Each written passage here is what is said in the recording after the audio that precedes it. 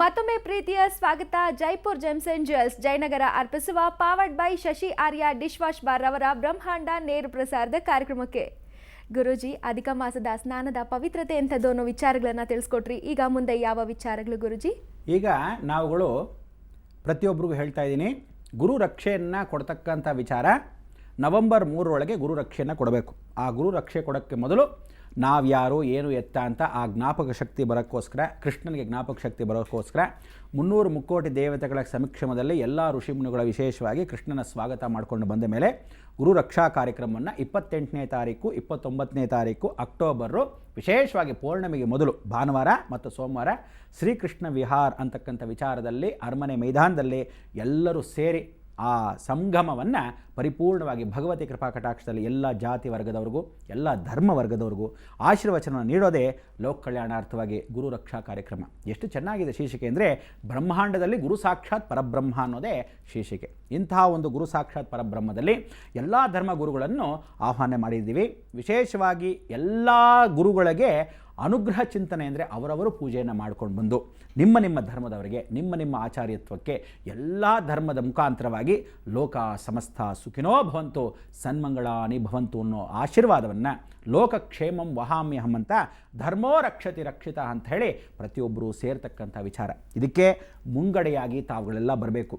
ಬೆಳಗಿನ ಜಾವ ವಿಶೇಷವಾಗಿ ಸುಮಂಗಳಿರ ಪೂಜೆ, ಅದಕ್ಕೆಲ್ಲ ತಾವೆಲ್ಲ ನೋಂದಣಿ ಮಾಡ್ಕೊಳ್ಳೋಕ್ಕೆ ಆ ಸುಮಂಗಲಿ ಪೂಜೆಗೆ ಆಶ್ರಮದಲ್ಲಿ ಬಂದು ಕೇಳಿಕೊಂಡ್ರೆ ಬಹಳ ಉತ್ತಮ.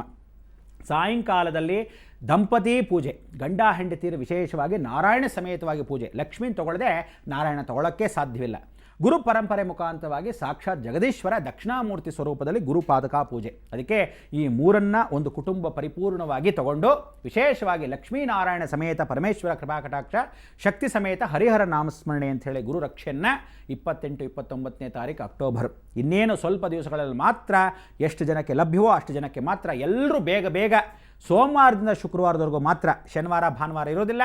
ಸೋಮವಾರದಿಂದ ಶುಕ್ರವಾರ ಜ್ಞಾಪಕ ಇಟ್ಕೊಳ್ಳಿ. ಯಾವ ಊರಿನವರಾಗಲಿ ಎಲ್ಲೇ ಆಗಲಿ ಎಲ್ಲರೂ ಕ್ಷೇಮವಾಗಿ ಬಂದು ಬೆಳಗ್ಗೆ 9ರಿಂದ 5 ಗಂಟೆಗೆ ಕಚೇರಿ ವಿಳಾಸದಲ್ಲಿ ನಮ್ಮ ಆಶ್ರಮದಲ್ಲಿ ಪರಿಪೂರ್ಣವಾಗಿ ಬಂದು ಆ ಗುರು ರಕ್ಷೆಯನ್ನು ಏನು ಎತ್ತ ಅಂತ ತಿಳ್ಕೊಂಡು ಹೋಗ್ತಕ್ಕಂಥದ್ದು.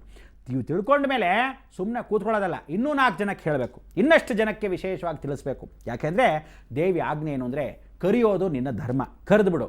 ಈ ರೀತಿಯಾಗಿ ಮಾಡಿದ್ರೆ ಮಾತ್ರ ನಮ್ಮ ರಾಜ್ಯಕ್ಷೇಮ, ಲೋಕಕ್ಷೇಮ, ಇಡೀ ಜಗತ್ತಿನ 127 ವಿಶೇಷವಾಗಿರ್ತಕ್ಕಂಥ ರಾಜ್ಯ ಅಧ್ಯಕ್ಷರಾಗಿರ್ತಕ್ಕಂಥವರು, ವಿಶೇಷವಾಗಿ ರಾಷ್ಟ್ರಪತಿಗಳಾಗಿರ್ತಕ್ಕಂಥವ್ರು ಎಲ್ಲರೂ ಬಂದು ದೇವಿಗೆ ಶರಣಾಗತವಾಗಬೇಕು ಡಿಸೆಂಬರ್ 12ರೊಳಗೆ. ಇದಕ್ಕೆಲ್ಲ ರೂಪರೇಖೆಗಳು ಖಂಡಿತವಾಗ್ಲೂ ನಮಗೇ ಗೊತ್ತಿಲ್ಲದೆ ದೇವಿ ಆಜ್ಞಾಪೂರ್ವಕವಾಗಿ ಮಾಡ್ತಾ ಇದ್ದಾಳೆ. ಹಿಮಾಲಯದಲ್ಲಿ 1880 ಜನ ಋಷಿಮುನಿಗಳು ಏನು ಹೇಳಿದ್ದಾರೆ ಅದನ್ನೇ ನಿಮಗೆ ತಿಳಿಸ್ತಾ ಇರೋದು. ಅದಕ್ಕೆ ಇವತ್ತು ಆ ಪ್ರದೋಷ ಕಾಲ ಸಾಯಂಕಾಲ ಎಲ್ಲರೂ ಪ್ರದೋಷಕ್ಕೆ ನಮಸ್ಕಾರ ಮಾಡ್ಕೊಂಬರೋಕ್ಕೆ ಹೋದಾಗ ವಿಶೇಷವಾಗಿ ಎಷ್ಟೋ ಜನಕ್ಕೆ ಈಗಲೇ ಹೋಗಿ ಬಂದುಬಿಟ್ಟಿರ್ತೀರ, ಕೆಲವರೆಲ್ಲ ನಿಧಾನಕ್ಕೆ ಹೋಗ್ತೀರಾ. ಶಿವನ ದರ್ಶನವನ್ನು ಇವತ್ತು ಮಾಡಿ ನಂದೀಶ್ವರನ ಈ ಭಾಗದಲ್ಲಿ 2 ಕೊಂಬದ ಮುಖಾಂತರವಾಗಿ ಆ ದೈವ ದರ್ಶನವನ್ನು ತಾವು ಮಾಡಬೇಕು. ಆ ದೈವ ದರ್ಶನ ಮಾಡಬೇಕಾದ್ರೆ ಕಿವಿಯಲ್ಲಿ ಅಂದರೆ ನಂದೀಶ್ವರನ ಬಲಗಿವಿಯಲ್ಲಿ ಜ್ಞಾಪಕ ಇಟ್ಕೊಳ್ಳಿ, ನಂದೀಶ್ವರ ಈಶ್ವರ ನೋಡ್ತಾ ಇರ್ತಾನೆ, ಅವನ ಬಲಗಿವಿಯಲ್ಲಿ ಹೀಗೆ ಇಟ್ಕೊಂಡು ಸ್ಮರಣೆ ಮಾಡಿಕೊಂಡು ನಿಮ್ಮ ಕಷ್ಟವನ್ನು ನಂದೀಶ್ವರನಿಗೆ ಹೇಳ್ಕೋಬೇಕು. ಆಗ ಅವನಿಗೆ ಪರಮೇಶ್ವರನಿಗೆ ಒಪ್ಪಿಗೆ ಆಗ್ತಕ್ಕಂಥದ್ದು. ಎಷ್ಟೋ ಜನ ದೇವಸ್ಥಾನ ಪ್ರದಕ್ಷಿಣೆ ಮಾಡ್ಕೊಂಡು ಬರ್ತೀರ, ಹೊರಭಾಗದಲ್ಲಿ ಬಂದಾಗ ಚಂಡಿಕೇಶ್ವರನ ದರ್ಶನನೇ ಮಾಡಲ್ಲ. ಚಂಡಿಕೇಶ್ವರನ ದರ್ಶನ ಮಾಡಲೇಬೇಕು. ದೇವಸ್ಥಾನ ಅಕಸ್ಮಾತ್ ಬಾಗಿಲು ಹಾಕ್ಬಿಟ್ಟಿದ್ರೆ ಚಂಡಿಕೇಶ್ವರನ ದರ್ಶನ ಹೊರಗಡೆ ಬರ್ತಾರೆ. ಕೆಲವರೆಲ್ಲ ಅಂತಾರೆ, ಏನು ಚಿಟಿಕೆ ಹೊಡೆಯೋದು, ಏನು ನಿಮ್ಮ ಫ್ರೆಂಡು ಅಥವಾ ಕೆಲವರು ಹೇಳ್ತಾರೆ ಶಾಸ್ತ್ರದವ್ರು ಏನಂತಾರೆ, ಕಿವಿ ಕೇಳಲ್ಲ ನಂದೀಶ್ವರನಿಗೆ ಅದೇ ಚಿಟಿಕೆ ಹೊಡೆಯೋದು. ಚಿಟಿಕೆ ಹೊಡೆಯೋದು ಅಂತಲ್ಲ, ಶಾಸ್ತ್ರ ಸರಿಯಾಗಿ ಕಲ್ತ್ಕೊಳ್ಳಿ, ಸಂಪ್ರದಾಯ ಸರಿಯಾಗಿ ಹೇಳಿ, ಗೊತ್ತಿಲ್ಲದರೆ ಬಾಯಿಸ್ಕೊಂಡು ಕೂಕುರ್ಸ್ಕೊಳ್ಳಿ. ನಿಜವಾಗ್ಲೂ ಏನು ಹೇಳ್ತೀವಿ ಅಂದರೆ, ಒಂದು ದೇವಸ್ಥಾನಕ್ಕೆ ಈಶ್ವರನ ದೇವಸ್ಥಾನಕ್ಕೆ ಹೋದಾಗ ಯಾವ ಕಾಲಕ್ಕೂ ನಾವು ದೇವಸ್ಥಾನದಲ್ಲಿ ಒಂದು ಹಿಡಿಯ ಮಣ್ಣಾಗಲಿ ಕೈಯಲ್ಲಿ ಕೂತ್ಕೊಂಡು ಹೀಗೆ ಕೈ ಊರ್ಕೊಂಡಿರ್ತೀವಿ, ಆ ಕೈಯಲ್ಲಿರೋ ಮಣ್ಣು ಕೂಡ ತೊಗೊಂಡು ಹೋಗಲ್ಲ ನಂದೀಶ್ವರ, ತೊಗೊಂಡು ಹೋಗಲ್ಲ ಚಂಡಿಕೇಶ್ವರ ಅಂತ ಅವನು ಒಪ್ಪಿಸ್ಬೇಕಂತೆ. ಯಾಕೆ ಒಪ್ಪಿಸ್ತೀವಿ ಅಂದರೆ, ಈ ದೇವಸ್ಥಾನದ ಋಣ ನಮಗೆ ಬೇಡಪ್ಪ. ಅದಕ್ಕೆ ಶಿವನ ದೇವಸ್ಥಾನದಲ್ಲಿ ನೀವೇನಾದರೂ ತೀರ್ಥ ತೊಗೊಂಡು ಹೀಗೇನಾದ್ರೂ ಕಂಬ ಕಜ್ಜಿ ನಾಯಿಗಳ ಥರ ಆಗ್ಬಿಡ್ತೀರ. ಅದಕ್ಕೆ ಎಷ್ಟೋ ಜನ ಅರ್ಚಕರು ಇವತ್ತೂ ಹಿಂಗೆ ಅಂದ್ಕೊಂಡು ಹಿಂಗೆಲ್ಲ ಒಜ್ಬಿಡ್ತಾರೆ. ವಿಭೂತಿ ಬಂದಿದ್ದು ಅಲ್ಲೆಲ್ಲ ಕಂಬದ ಮೇಲೆ ಹಾಕ್ತೀರ ನೀವುಗಳು ಹೋಗಿ.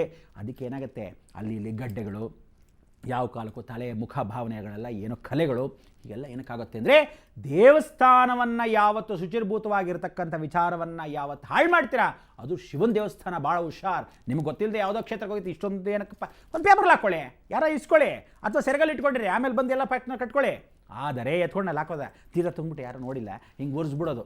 ಹೀಗೆಲ್ಲ ಮಾಡೋದ್ರಿಂದಾನೇ ನಿಮಗೆಲ್ಲ ರೋಗಗಳು. ಅದಕ್ಕೆ ಆ ಚಂಡಿಕೇಶ್ವರನಿಗೆ ಏನು ಹೇಳ್ತೀವಂತೆ, ಸ್ಮರಣೆ ಮಾಡ್ಕೊತ ಚಂಡಿಕೇಶ್ವರ ಪೂರ್ವ, ಪಶ್ಚಿಮ, ಉತ್ತರ, ದಕ್ಷಿಣ ಅಂತ ಹೇಳಿ ಈ ದಿಕ್ಕಲ್ಲಿ 4 ದಿಕ್ಕಲ್ಲಿ ಸ್ಮರಣೆ ಮಾಡಿಕೊಂಡು, ಭಗವಂತ ನಾನು ಎದ್ದ ನಂತರ ಯಾವ ಕಾಲಕ್ಕೂ ಒಂದು ಕೈಯಲ್ಲೂ ಒಂದು ಚೂರು ಮಣ್ಣನ್ನು ತೊಗೊಂಡು ಹೋಗ್ತಾರೆ. ಅದಕ್ಕೆ ಕೈನ ಹೀಗೆ ಒದರ್ಕೊಳ್ಳೋದು, ಅರ್ಥ ಆಯ್ತಾ? ಅವನ ಮುಂದೆ ಹೀಗೆ ಒದರ್ಕೊಂಡು, ಪರಮಾತ್ಮ ನಾನು ಆಜ್ಞಾಚಕ್ರದ ಮುಖಾಂತರ ಹೀಗಲ್ಲ ಹೀಗೆ ಆ ಜ್ಞಾನ ಮುದ್ರೆಯನ್ನು ನಿನ್ನ ಮುಖಾಂತರ ತೊಗೊಂಡು ಹೋಗ್ತಾ ಇದ್ದೀನಿ ಅಂತ ಆತ್ಮಸ್ಮರಣೆ ಮಾಡಿಕೊಂಡು ಹೊರಗಡೆ ದೇವದರ್ಶನ ನಂತರ ಬರಬೇಕಾದ್ರೆ ಚಂಡಿಕೇಶ್ವರನ ನೋಡ್ಕೊಂಡು ಬರಬೇಕು.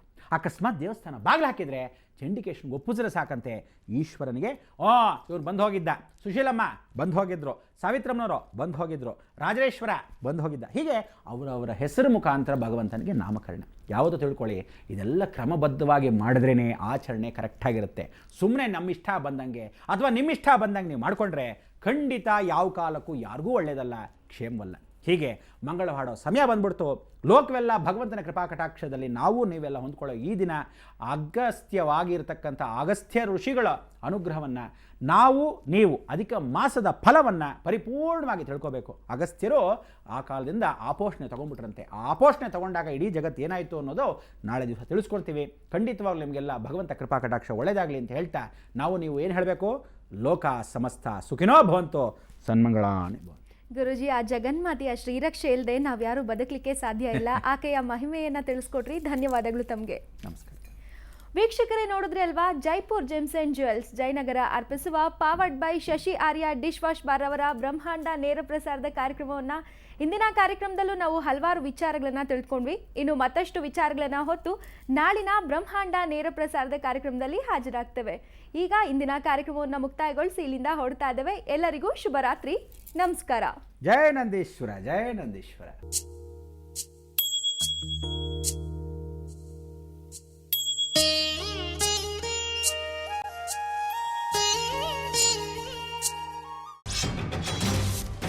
ಬ್ರಹ್ಮಾಂಡ ಪ್ರಾಯೋಜಕರು Jaipur gems and jewels, powered by Arya dish bar soap.